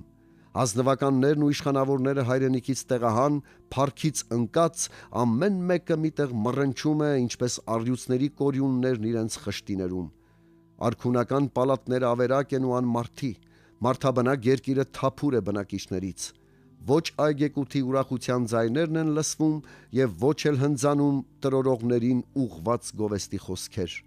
Ոչ մանուկներն են խաղում ծնողների առաջ եւ ոչ էլ ծերերը աթոռով նստում են հրապարակներում։ Ոչ հարսանիքի ձայն է լսվում եւ ոչ էլ զարդարվում են հարսնարանի առագաստները։ Սամուել անեցու վկայությամբ բյուզանդացիները ձգտում էին երկրում խառնակ դրություն ստեղծել, պղտորել մթնոլորտը, բանսարկությունների միջոցով իրար դեմ հանել հայ իշխաններին։ Ահաբեկելով սելջուկյան հարձակումների վտանգով նրանք տեղահանում էին իշխաններին ու ժողովրդին եւ ցրում կայսրության տարբեր կողմեր։ Բյուզանդական տիրապետության 2 տասնամյակը երկրի համար ջլատման ու քայքայման շրջան էր։ Այդ ընթացքում Անիում եւս շատ քիչ շինարարություն է կատարվում։ Ահա քաղաքական ու տնտեսական այսպիսի վիճակ էր տիրում, երբ 1054 թվականին սելջուկները Տուղրիլի գլխավորությամբ ասպատակեցին Հայաստանը։ Նրան միացան նաև Դվինի եւ Գանձակի ամիրաները։ 10 տարի անց սելջուկները կրկնում են իրենց աշխարհավեր արշավանքը, այս անգամ Ալփ Արսանի գլխավորությամբ։ Պաշարելով քաղաքը, նրանք բազում հարձակումներ են գործում, բայց ամեն անգամ քաջարի անեցիները ջարդում են նրանց եւ ետ շպրտում։ Պարտված ու հուսաբեկ թշնամին պատրաստվում է հեռանալ, երբ բյուզանդացիների կողմից նշանակված Անիի կառավարիչները լքում են քաղաքի պաշտպաններին եւ փակվում միջնաբերդում։ Շփոթություն է առաջանում հայոց զորքի մեջ, սասանվում են նրանց շարքերը եւ շատերը փախուստի են դիմում։ Անին գրավվում է։ Անին շուրջ 7-8 տարի անմիջականորեն ենթակա էր Ալփ Արսանի նշանակած սելջուկ կառավարչին, իսկ 1072 թվականից այն իր շրջակայքով հանձնվում է Գանձակի Շադդադյան Ամիրա Փաթլունին, որն իր զորքով օգնում էր թուրքերին։ Նա էլ Անիի կառավարիչը նշանակում իր թորանը Դվինի Աբուլ Ասվար Ամիրայի որդուն Մանուչեին։ Անին որոշ ընդմիջումներով Շադդադյանների տիրապետության տակ մնաց մինչև 1199 թվականը։ Բագրատունիների հետ ունեցած խնամյական կապերի շնորհիվ Մանուչեի մայրը Աշոտ IV-ի դուստրն էր եւ հայոց Գագիկ II թագավորի քույրը, իրենց եւս մեծարեցին Բագրատունիներին պատկանող Շահնշահ տիտղոսով։ Ալփ Արսանի կողմից ավերված քաղաքը Մանուչեի օրոք որոշ չափով վերականգնվեց։ Բնակիչների մի մասը վերադարձավ հայրենի քաղաք, կրկին աշխուժացավ քաղաքային կյանքը, բայց նրա որդու եւ հաջորդի Աբուլ Ասվարի օրոք այն կրկին ընկավ անելանելի կացության մեջ, քանի որ նոր ամիրան կույր ատելությամբ կրոնական դաժան հալածանքներ սկսեց անեցիների դեմ։ Արդյունքը եղավ այն, որ դադարեց շինարարությունը, մարեց քաղաքային կյանքը, անկում ապրեցին արհեստներն ու առևտուրը։ Շադդադյանների տիրապետության շրջանը դիպուկ է բնութագրել Թորոս Թորոմանյանը։ Շետտատյաններու շրջանին մեջ ճարտարապետության եւ գեղարվեստներու զարգացման տեսակետով առանձնապես աչքի ընկնող ոչինչ չեմ գտներ։ Ընդհակառակը ողբերգակ բանաստեղծ լինել հարկ է, հունած տիրապետութենեն եւ Արփասլանի կոտորածեն սկսած մինչև մեծն Զաքարեի տիրապետության փրկարար շրջանը բովանդակ Շիրակի սուքն ու շիվանը ողբալու համար։ Ես այստեղ Շետտատյաններու անունով առավել արձանագրել կարող եմ, քանի մը արվեստագիտական այլանդակություններ եւ պատմական վշտարիտ անցքեր։ Անիին մեծ հարված է հասցնում նաև 1093 կամ 1094 թվականին քաղաքում եւ շրջակայքում մորեխի ու երաշտի պատճառով բռնկված սովը։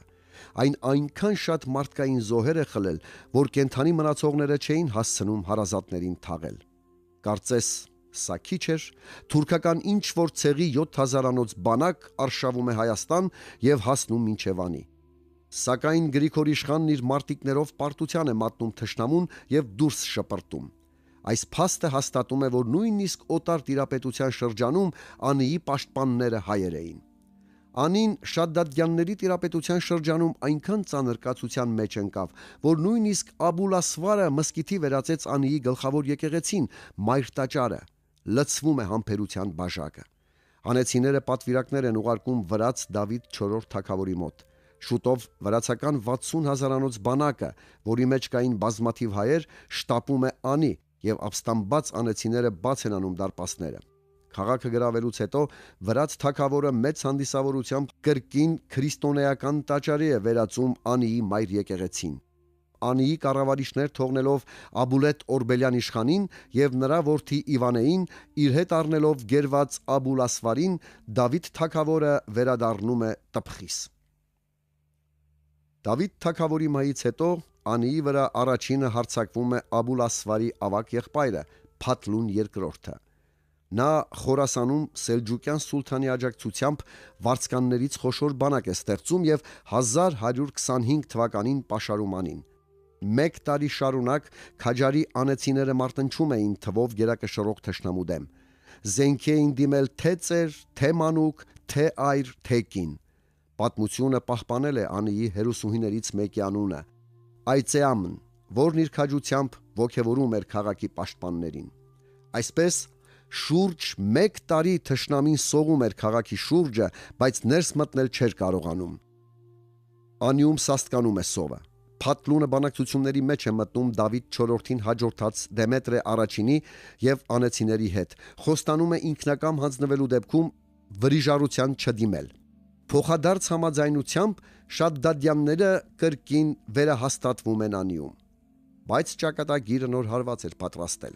1131 թվականին Անիում տեղի ունենում նոր երկրաշարժ, որն իր ուժգնությամբ չէր զիջում 1045 թվի կամ 1046-ի ավերիչ երկրաշարժին։ Կործանվում են բազմաթիվ տներ եւ շինություններ։ Փլվում է ամենափրկիչ նշանավոր եկեղեցին։ Շուտով Փաթլունը կնքում է իր մահկանացուն։ Նրան փոխարինում է եղբայրը Մահմուդը, ապա Փաթլուն III։ Վրացական թագավորությունը չէր համակերպվում Անին կորցնելու հետ։ Մանավանդ որ քաղաքի ազգաբնակչությունն էլ միշտ խոստանում էր օգնել։ Վրաց Գյորգի III թագավորն իր բանակը համալրելով հայերով 1161 թվին ջախջախում է Շադդադյաններին եւ գրավում Անին։ Այս ահազանգ է դառնում հարևան մեծ ու փոքր մուսուլմանական ամիրայություններին։ Նույն թվականի օգոստոսին Խլաթի եւ Մանասկերտի շահ Արմեն հորժորժվող սուլթան Սուքման II օգնություն ստանալով եւ վարձկան թուրքեր հավաքագրելով 80,000-անոց հսկա բանակով պաշարում է Անին։ Անիի 2000-անոց կայազորին վրաց Գյորգի III հայերից ու վրացիներից կազմված 7000-անոց օգնական ուժ է ուղարկում եւ պաշտպաններին հաջողվում է ջախջախել իրենցից մոտ 10 անգամ գերակշիռ թշնամուն։ Հաջորդ տարի ազատագրվում է նաեւ Դվինը։ Այս երկու նշանավոր քաղաքների կորուստը համախմբում է մուսուլման նվաճողներին։ Խորասանի սուլթանը եւ Գանձակի աթաբեկությունը 100,000-անոց հսկա բանակ կազմած Գանձակի աթաբեկի գլխավորությամբ գրավում է Դվինը, բանակում Գագի դաշտում։ Հայ-վրացական միացյալ բանակը հաղթում է թշնամուն եւ դեն շպրտում, բայց պայքարը չի ավարտվում։ Օգնական ուժեր ստանալով Սելջուկյան սուլթան Ասլանը 4 տարի շարունակ լարված վիճակում է պահում Անին։ Հնարավորություն չունենալով այսքան բազմամարդ բանակը ամբողջովին ջախջախել եւ երկրից դուրս վռնդել, 1165 թվականին Գեորգին առժամանակ կրկին Անին վերադարձնում է Շադդադյաններին, բայց 9 տարի անց Անին վերագարավում է։ Կառավարիչներ նշանակում Իվանե Օրբելյանին եւ Սարգիս Զաքարյանին։ Շուտով սելջուկների եւ Գանձակի աթաբեկության զորքերը Ասլանի գլխավորությամբ պաշարում են քաղաքը։ Անեցիները անօրինակ քաջությամբ կռվելով հաղթում են թշնամուն, բայց պայքարը չի դադարում։ 1176 թվականին նրանք նորից են երևում Անիի մատույցներում։ Վրաց Գեորգի թագավորը ի վիճակի չլինելով կասեցնել իրար հաջորդող հարձակումները, Անին կրկին վերադարձնում է Շադդադյաններին։ Անիի կորուստը ժամանակավոր էր։ Այս շրջանում բարձրանում էր մի ուժ, որը շուտով պիտի ազատագրեր քաղաքը եւ մահացու հարված հասցներ Հայաստանի եւ Վրաստանի թշնամիներին։ Այդ դարերի պատմություն ունեցող հայ-վրացական դաշնակցությունն ու զինակցությունն էր, որի շնորհիվ Վրաստանը ոչ միայն իր հզորության գագաթնակետին հասավ, այլև օգնության ձեռք մեկնեց Հայաստանին։ Այդ շրջանում Վրաստանի ռազմական ու քաղաքական ամենանշանավոր գործիչները հայազգի Զաքարե եւ Իվանե Զաքարյան եղբայրներն էին։ Իսկ մինչ այդ պատմության մեջ կարևոր դեր էր խաղում նրանց հայրը Սարգիս Զաքարյանը։ Գեորգի երրորդ թագավորը նրան էր տվել ապստամբած օրբելյանների կալվածքները եւ նշանակել Անիի կառավարիչ, իսկ Թամար թագուհին Սարգիս Զաքարյանին է հանձնում հայոց եւ վրաց զորքերի գերագույն հրամանատարությունը, դարձնում ամիր սպասալար եւ շնորհում Լոռի քաղաքն ու շրջակայքը։ Նա ստացավ նաեւ երկայնաբազուկ մականունը։ Զաքարեն ու Իվանեն իրենց հորարժանի զավակներն էին։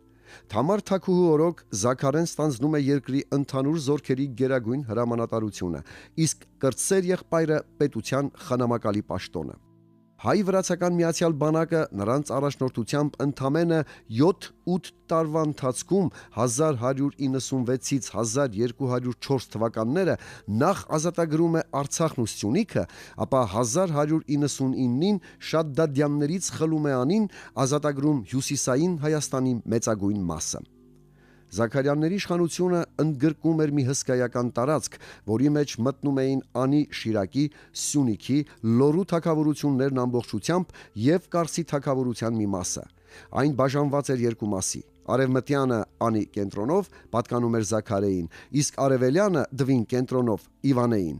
Զաքարյանների իշխանությունը օժտված էր ներքին անկախությամբ եւ փաստորեն թագավորություն էր։ Եվ զարմանալի չէ, որ սկզբնաղբյուրներում այն հաճախ այդպես էլ անվանվում է՝ պետություն, թագավորություն, աշխարհակալ տերություն, իսկ Զաքարյաններն իրենց կոչում են թագավոր, արքա, շահնշահ, կեսարոս եւ այլն։ Վրաց թագավորությունը չէր խառնվում Զաքարյանների ներքին գործերին։ Զաքարյանների իշխանության տասնամյակներում հյուսիսային Հայաստանը ծաղկում էր ապրում, բայց այս բարգավաճումը հանգիստ չէր տալիս օտար նվաճողներին։ 1208 կամ 1209 թվականներին Անիի վրա է արշավում Արդաբիլի սուլթանը։ Մեծ արագությամբ կտրել անցնելով Արաքսին հարող շրջանները, թշնամին անակնկալ հայտնվում է Անիի դարպասների մոտ։ Ներխուժումն այնքան անսպասելի էր, որ անեցիները նույնիսկ չեն հասցնում փակել քաղաքի դռները։ Սկսվում է կոտորածն ու ավարառությունը։ Փրկվում են միայն նրանք, ովքեր ամրանում են միջնաբերդում կամ թաքնվում այրերում ու ստորգետնյա Անիում։ Զատիկի պատճառով եկեղեցիները լիքն էին հավատացյալներով։ Խուժելով եկեղեցիները, նրանք անխնա կոտորում են 12000 անեցիների։ Այս ողբերգության լուրը Զաքարյաններին է հասնում այն ժամանակ, երբ թշնամին արդեն իր ворչում էր Արդաբիլում։ Զաքարեն եւ Իվանեն իսկույն հայ-վրացական բանակի գլուխն անցած հարձակվում են Արդաբիլի վրա, պաշարում սուլթանի աթոռանիստը, գերում նրա կանանց ու զավակներին եւ Անիում զոհվածների փոխարեն 12000 մարդ սպանելով վերադառնում Անի։ Զաքարյանների ինքնուրույնության 36-37 տարին բավական եղավ, որ Անին կրկին դառնար բարեկարգ քաղաք, առևտրի եւ արհեստների նշանավոր կենտրոն, ինչ որ չափով վերագտներ անցյալի փառքը։ Առևտրի եւ արհեստների զարգացմանը զուգընթաց հանդես են գալիս նոր մեծատուներ ու հարուստներ, որոնցից էր նաեւ Տիգրան Հոնենցը։ Թե որքան ամբավ հարստություն էր կուտակել նա, վկայում է 1215 թվականի մի արձանագրություն, որից իմանում ենք, որ Հոնենցը Կառուցելով Սուրբ Գրիգոր Լուսավորիչ եկեղեցին, այն զարդարում է ոսկե եւ արծաթե խաչերով, կանթեղներով, սպասքով, ոսկեզոծ եւ արծաթազոծ նկարներով, նրան կից շինելով բազմաթիվ բնակարաններ վանականների, քահանաների ու իշխանների համար։ Այս ամենից զատ Հոնենցը եկեղեցուն է նվիրել 8 գյուղ, 6 այգի, տներ ու խանութներ, բաղնիքներ ու պանդոկներ եւ այլն։ Նա կառուցել է նաեւ մեկ ուրիշ վանք Բեխենց անունով։ Անեցիներն այս կարգի նվիրատվություններից բացի մեծ բարեպաշտություն եւ հայրենասիրություն էին համարում սեփական դրամով քաղաքի պարիսպների տարբեր հատվածներում նոր բուրգեր կառուցելը, հները վերանորոգելը, քաղաքի դարպասներն ամրացնելը։ Վերականգնվում են թշնամու ավերած բազմաթիվ եկեղեցիներ, հասարակական շենքեր, կառուցվում նոր եկեղեցիներ, բուրգեր, հյուրանոցներ ու խանութներ, կուղպակներ ու արհեստանոցներ, տներ ու կամուրջներ։ Վերաշինվում է նաև Բագրատունյաց արքունի պալատը։ Նոր տներ, եկեղեցիներ ու մատուռներ են փորվում նաև այրային անիում։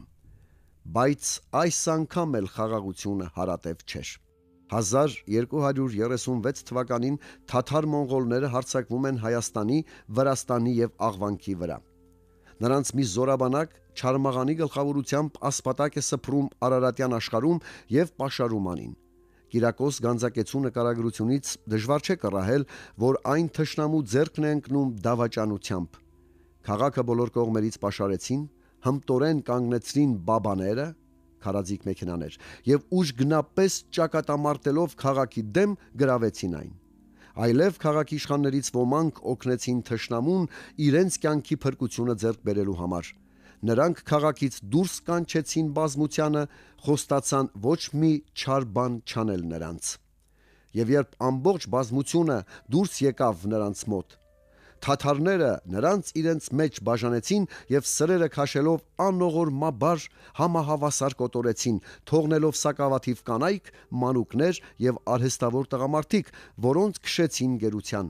Ապա իրենք մտան քաղաքը, գրավեցին բոլոր ինչքերն ու ստացվածքները, կողոպտեցին նաև բոլոր եկեղեցիները, ավերեցին ու քանդեցին ամբողջ քաղաքը, եղծեցին ու ոչնչացրին նրա վայելչության փառքը։ Անին մահացու հարված ստացավ, բայց Հայաստանի ու Վրաստանի զանազան մասերում ազատատենչ իշխանները հաճախ էին ըմբոստանում։ Մոնղոլական տիրապետության շրջանում անին երկար ժամանակ շարունակում էր մնալ Զաքարյանների հայրենական կալվածքը։ Մեծ արտոնություններ է ստանում Իվանեի որդի Ավագը, որը մյուս իշխանների նկատմամբ ձեռք է բերում գերադաս դիրք։ 13-րդ դարում հիշատակվում են Անիի Զաքարյան իշխանների մի քանի սերնդի ներկայացուցիչներ։ Զաքարեի որդի Շահնշահ առաջինը 1230-63 թվականներ, նրա որդիներն ու թոռները։ 1255 թվականի փետրվարին Անի է այցելում Ֆրանսիայի Լյուդովիկոս 9-րդ թագավորի դեսպան վանական Ուիլյամ Ռուբրուկը, որը վերադառնում էր Մանգուխանի հետ բանակցությունից։ Անիում նա հանդիպում է իր հայրենակիցներին։ Այնտեղ ինձ եկան 5 քարոզիչ եղբայրներ։ Նրանցից 4-ը եկել էին Ֆրանսիայի Պրովանսից, եւ 5-րդը նրանց միացած էր Սուրիայում, եւ նրանք միայն մի հիվանդոտ ծառա ունեին, որ գիտեր թուրքերեն եւ քիչ էլ ֆրանսերեն, եւ նրանք նամակներ ունեին Տեր Պապից ուղված Սարդաղին, Մանկուխանին եւ Բուրիին, պահանջելով, որ նրանք արտոնվեն մնալու իր երկրի մեջ եւ քարոզելու Աստծո խոսքը եւ այլն։ Անիում Ռուբրուկը տեսակցում է նաև Շահնշահ առաջինի հետ։ Ես ճաշեցի մի անգամ այս Շահնշահի հետ եւ նա շատ մեծ քաղաքավարություն ցույց տվեց իմ հանդեպ, ինչպես նաև իր կինը եւ իր զավակը Զաքարիա անունով մի շատ գեղեցիկ ու իմաստուն երիտասարդ, որ հարցրեց. «Եթե ձեզ մոտ գամ, դուք կպահեք ինձ»։ Որովհետեւ նա այնքան ծանր է զգում թաթարների տիրապետությունը, որ թեև նա ամեն բան առատորեն ունի, սակայն նախընտրում է թափառել օտար երկրներ, քան կրել նրանց տիրապետությունը։ Հետաքրքրական է, որ այս Զաքարյան հետագայում հայ-վրացական զորքերի հրամանատարն էր։ 1258-ին նա մասնակցում է Բաղդադի գրավմանը եւ իր անօրինակ քաջության շնորհիվ վաստակում Հուլավու խանի մեծ համակրանքը, բայց 2 տարի անց նրան ամբաստանում են եւ Հուլավուի հրամանով մահվան է դատապարտվում եւ մարմինը նետվում շներին։ Նրա հայրը Շահանշահը այս լուրը ստանալով մահանում է։ Ահա այսպիսի ողբերգական վախճան են ունենում Ռուբրիկին հանդիպած հայր եւ որդի Զաքարյան իշխանները։ Հետագա շրջանում էլ Անիում կառավարում էին Զաքարյանները՝ Շահանշահ II մահացել է 1320 թվին, Վահրամը Զազան 1345-80 թվականներ։ Մոնղոլական տիրապետության ամբողջ ընթացքում Անին անկում է ապրում։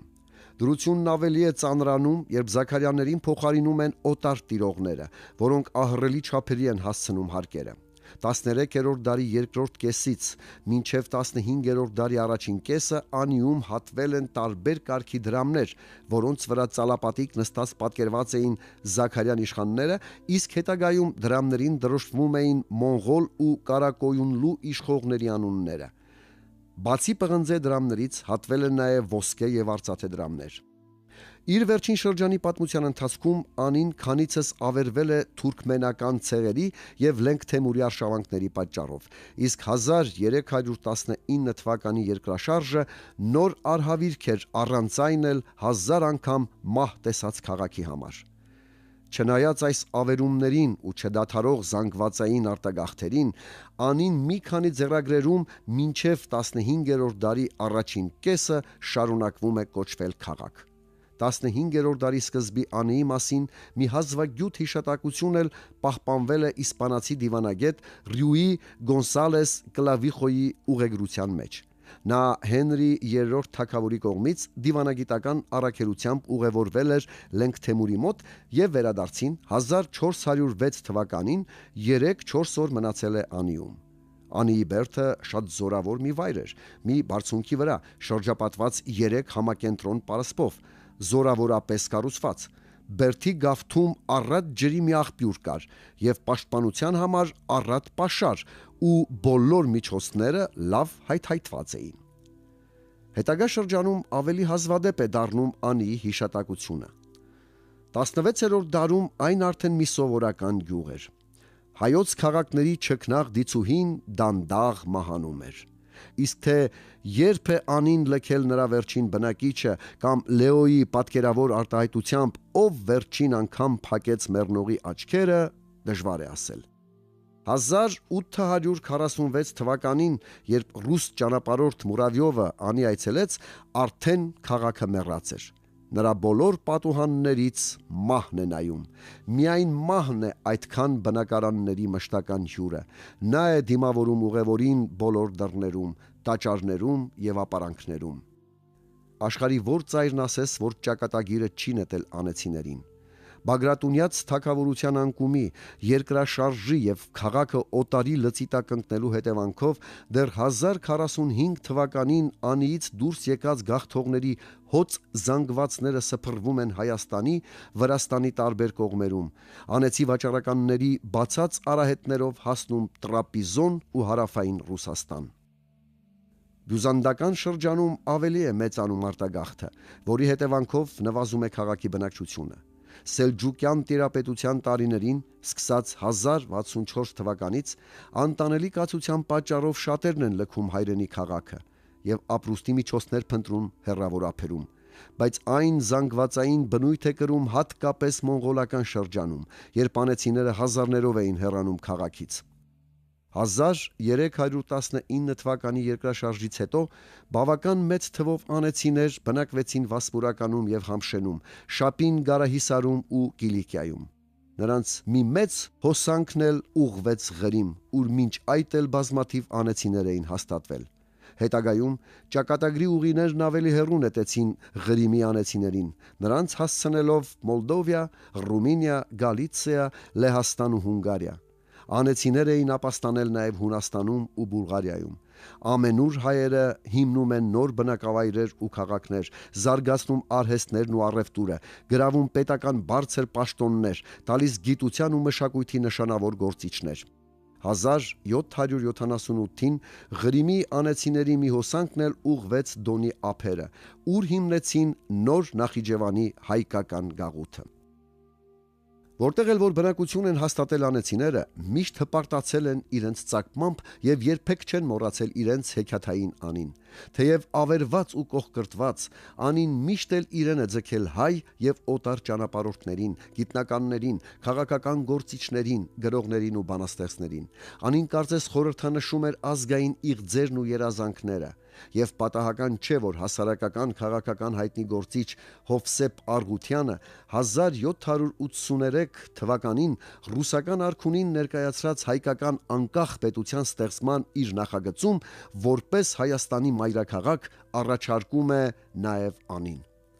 Անին միշտ էլ ոգևորել է բանաստեղծներին։ Ինչպես Լեոն է գրել, անին կարելի է նկարագրել անթիվ անգամ, ինչպես նկարագրում են արշալույսը, լուսինը, ծովը, զեփյուռը, որովհետև նա էլ այդպիսի մի երևույթ է մեր մարդկային աշխարհում։ Դեռևս 17-18-րդ դարերում նրան չափածո ստեղծագործություններ են նվիրել Մովսես եպիսկոպոսը, Գրիգոր Օշականցին եւ ուրիշներ։ Բայց 19-րդ դարն էր անիի իսկական բանաստեղծական հայտնագործման շրջանը։ Խաչատուր Աբովյանը գրում է ուղևորություն դեպի անի հոդվածը։ Այնուհետև քաղաքին անդրադառնում իր բայաթիներում եւ հանրահայտ վեպում, ուր կան անիին նվիրված բանաստեղծական էջեր եւ չափածո հատվածներ։ Ղևոն Դալիշանը գրում է Անդորանք անվոյ Ռաֆին անի պոեմները 1879 թվին անի այցելելով Ռաֆայել Պատկանյանը անիի առումը։ Իսկ Ալեքսանդր Արարատյանի անի քաղաք նստեր կուլա հայտնի բանաստեղծությունը վերածվում է ժողովրդական երգի։ Մեր դարասկզբին բազմապատկվում է անիի ուխտավորների թիվը։ Հովանես Թումանյանը 1904 թվականին անիի այցելուների մատյանում թողել է այսպիսի քառատող. Մենք փառքեր ունենք թաղված հողի տակ, մենք հույսեր ունենք պահած մեր սրտում, միթե հավիտյան կողփանք ավերակ, միթե հավիտյան կմնանք տրտում։ 1910 թվականին լույս տեսավ Դանիել Վարուժանի Ցեղին սիրտը գիրքը։ Անիի ավերակներուն մեջ պոեմը քաղաքին նվիրված լավագույն քերթվածներից է։ Ալ այնորեն դու իբրև շենք մհոյակապ, ուրկե հազար կայծակ մեկեն է անցեր, քայքայվեցար մարմար, ծեփարծեպ, ու ով ցասում, ով վամոտ, քեզ դեմ առ դեմ բսկտողներն են գոտ չեղան արծիվ, այլ գայլեր, ու կոչնակներն ու շեփորներն ոսկեցոլ, որոնց իլուր թուրը խաչով կձուլեր, հոն լռած են, ապրեցնելով իրենց տեղ բույի հազար սերունդներ, այդ լռության չղջիկի լայն թևի տակ, կաճի եղիճ նարտասուքով նաստղերուն, եւ հոն բաղեղն հայրենասեր թևերով կգրկե հողըտ տրտում իր պատառիչ կայծ քարերով միասին, եւ խոտ մհազիվ բարձրացած ճամփաներուն վրա անկող կծածկե սող նոցիմը ապվույն տակ ճեմող։ Անին անտարբեր չի թողել նաև հայ գեղանկարիչներին։ Գևորգ Բաշինջաղյանը, Հակոբ Կոջոյանը եւ բազմաթիվ այլ նկարիչներ նրան նվիրված մի շարք կտավներ են վրցնել։ Իսկ Մարտիրոս Սարյանը 1902 թվին անի կատարած ուխտագնացության մասին իր հուշերում պարզապես գրում է. Անիի մասին գրելն անհնար է։ Անին պետք է տեսնել։ Բայց այնուամենայնիվ անիի մասին շատերն են փորձել գրել։ Իրենց ուղեգրություններում տարբեր ազգության ճանապարհորդներն ու գիտնականները թողել են զմայլանքի բազմաթիվ խոսքեր ու նկարագրություններ։ Ահա դրանցից մեկը, որը պատկանում է 1817 թվականին անի այցելած անգլիացի հայտնի նկարիչ, հնագետ ու ճանապարհորդ Քեր Փորթերին։ Այս մեծ քաղաքի արևմտյան ծայրամասում տեսանք Հայաստանի երբեմնի թագավորների պալատը, մի շենք, որ արժանի է այս հին մայրաքաղաքի համբավին։ Նա տարածվում է քաղաքի պարիսպների եւ ձորի միջև։ Արդարև դա ինքնին մի քաղաք է եւ այնքան չքնաղորեն զարդարված է թե ներսից եւ թե դրսից, որ ոչ մի նկարագրական չի կարող տալ ճիշտ գաղափար քարերի նուրբ քանդակների զանազանության ու ճոխության, որոնք գտնվում են շենքի վրա, եւ կամ նրբորեն կատարված խճանկարներ, որոնք զարդարում են նրա անթիվ սրահների հատակները։ Որքան հեռու էի գնում եւ որքան ավելի մոտիկից էի քննում այս լայնածավալ մայրաքաղաքը, այնքան ավելանում էր իմ հիացում այս հաստատուն ու կատարելագործված ճարտարապետության հանդեպ։ Կարճ ասած, սյուների խոյակների, սիրուն քանդակների եւ արաբեսկ ծոփորների տիրական վարպետությունը գերազանցում է իմ տեսած որևէ նման գործ, թե արտասահմանում եւ թե Անգլիայի ամենանշանավոր մայր եկեղեցիներում։ Ես նկատեցի մասնավորապես մի կրոնական շենք, ավելի փոքր ծավալով, քան մյուսները, բայց ընտիր ճարտարապետությամբ։ Շատ մոտ էր 8 թանկյունի աշտարակներին, եւ նրա բարձր կամարակապ առաստաղը մի գեղեցիկ նմուշ էր, մոզաիկ գործի մաքուր էտրուսկյան եզերքներով ճոխացած, կազմված կարմիր, սև եւ դեղին քարից։ Շենքի սյուները եւ բոլոր զարդանախշերը այնքան թարմ էին, որ կարծես թե 3 էր կառուցվել։ Հիրավի ամեն տեղ թվում էր, թե ժամանակն ավելի գթասրտությամբ է վերաբերվել այս քաղաքի հետ, քան մարդկային ձեռքը։ Անիի բոլոր ուխտավորները բազմիցս կրկնել են, որ մարդիկ ավելի անգութ են գտնվել այս հրաշակերտ քաղաքի հանդեպ, քան ժամանակն ու բնությունը։ Տասնյակ ու հարյուրավոր վկայություններ կան այն մասին, թե ինչպես են Անիի նրբահյուս, քանդակազարդ քարերն ու խոյակները թուրք ու քուրդ բնակչությունը սայլերով տարել տներ, գոմեր ու ախոռներ կառուցելու համար։ Այդ ժանեկահյուս քարերը շինարարական նպատակներով հասցվել են նույնիսկ Կարս եւ այսպես մի քանի դար շարունակ։ Բայց մայր բնությունն էլ Անիի հետ խորտմոր պես է վարվել, եւ զարմանալ կարելի է, թե ինչպես է այդքան երկրաշարժ տեսած քաղաքը անխորտակ պահել իր շատ հուշարձաններ։ Մի քանի երկրաշարժեր են եղել 11-ից 14-րդ դարերում, հետագա շրջանների արհավիրքների մասին ավելի քիչ բան է հայտնի։ Միայն 19-րդ դարում Անին 2 անգամ ենթարկվել է երկրաշարժի փորձության, մեկը 1840 թվականին, մյուսը 1880-ական թվականներին։ Եվ բնական է, որ 1904 թվականին Անի այցելած իտալացի Մասիմո Ֆոշե դե Մանտեֆելը այն նմանեցրել է ավերված Պոմպեի հետ։ Գտնվելով Անիում եւ հիանալով նրա վեհությամբ, նրբությամբ ու հիասքանչ ճարտարապետության ինքնատիպությամբ, ակամայից ես ծլացա դեպի մի ուրիշ իտալական քաղաք, նույնպես կործանված 20 դար առաջ։ Ես մտքով տեսա Պոմպեյը, Վեզուվի զոհը եւ հրաբխի կործանիչ ուժը համեմատեցի մարդու կործանարար կատաղության հետ, որի զոհը դարձավ հիասքանչ Անին։ Սակայն ոչ մեկը եւ ոչ մյուսը չկարողացան ոչնչացնել նուրբ մշակույթի տեր ժողովուրդներին։